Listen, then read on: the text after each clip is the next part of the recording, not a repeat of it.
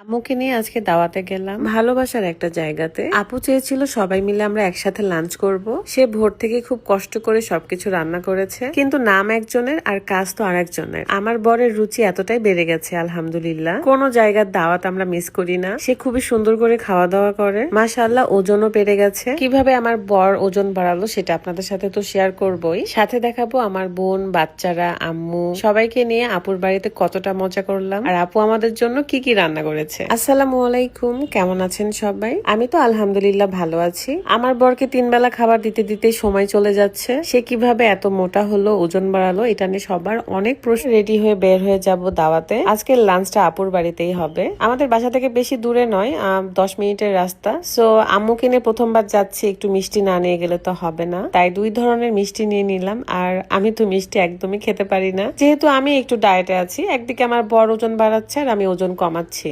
মিষ্টান্ন নিয়ে সবাই চলে আসলাম আপুর বাসাতে। আমার বোন, আমার বোনের বাচ্চারা, আমার মেয়ে, আমার মা সবাই কিন্তু চলে এসেছি। যেদিন থেকে আমার ভালোবাসার মানুষগুলো শুনেছে আমার আম্মু এসেছে, সেদিন থেকে সবাই আমার আম্মুকে দেখতে চাই, আম্মুকে খাওয়াইতে চাই, একসাথে সময় কাটাতে চাই। সো আমার খুবই ভালো লাগে যারা আমার আম্মুকে সম্মান করছে, ভালোবাসছে। পৃথিবীতে এইটাই নিয়ম, কারোর আপন হতে হলে তার প্রিয় মানুষটাকে ভালোবাসতে হয়, তার প্রিয় জিনিসটাকে কদর করতে হয়। আমার মেয়ে তো বেলকনিতে এসে খুব সুন্দর করে শহরটা দেখতেছিল। রাজশাহী শহরটা খুবই নিরিবিলি, খুব শান্ত পরিবেশ। আম্মুকেও সেটা ঘুরে ঘুরে দেখিয়েছি। এদিকে আমার মালিহা আপু তো অনেক কিছু রান্না করেছে সেই সকাল থেকে, খুব সুন্দর করে র্যাপিং করে রেখেছিল। সেগুলো আমরা এখন খুলে ফেলছি, কারণ সবাই মিলে এখন খেতে বসবো। অলরেডি 3টা, 3:30 বেজে গেছে। প্রত্যেকটা খাবার যতটা ইয়াম্মি লাগতেছে ঠিক ততটাই মজা। প্রত্যেকটা বাচ্চারাও খুব মজা করে খেয়েছে। আমার মেয়ে তো ঝাল পছন্দ করে না, তারপরও চিকেন ফ্রাই গুলো সে খেয়েছে, রোস্ট খেয়েছে। আমি তেমন কোনো দাওয়াতে গেলে খেতে পারি না, বা বিয়ের দাওয়াত হোক বা বাড়িতে, কিন্তু আমার হাজবেন্ড এখন মাশাআল্লাহ অনেক ভালো খায়। তার মুখের রুচি এতটাই বেড়ে গেছে যে সে খুব সুন্দর করে প্রতিটা খাবার শেষ করে ফেলে। অনেকেই মনে করে যে মেডিসিন খেয়ে যেহেতু ওয়েট গেইন করছে সো সাইড ইফেক্ট হতে পারে। এটা একদমই ভুল ধারণা। আপনারা চাইলে বিউটি গ্যাজেটে গিয়ে অনেক অনেক রিভিউ আছে, সেটা দেখতে পারেন। অনেক আপু ভাইয়ারা এই মেডিসিনের মাধ্যমে কিন্তু ওয়েট গেইন করেছে। মুখের রুচি বেড়ে যাওয়াতে খাওয়া দাওয়া ঠিক মতো করলে শরীরের ওজন এমনিতেই বেড়ে যাবে। সো প্রাকৃতিক উপায়ে এটা হয়। মালিয়া আপুর নতুন বাসা ছিল এটা, এন্ড এখানে এসে খুব ভালো লাগছিল।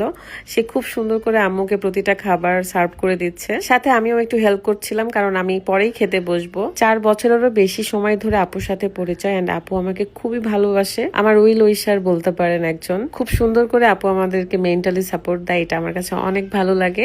আপুর জন্য সবাই দোয়া করবেন। সে একটু অসুস্থ, আল্লাহ যেন তাকে খুব তাড়াতাড়ি সুস্থ করে দেয়। মাঝে মাঝে আম্মু আমাকে একটু খাওয়াই দিচ্ছিল, আর আমি সবাইকে খাবার বেড়ে দিচ্ছিলাম। এরই ফাঁকে আমার মেয়েটাকেও খাওয়াই দিচ্ছিলাম। প্রতিটা রান্নায় খুবই মজার ছিল, এবং আপু নিজের হাতে বোরহানি বানিয়েছে।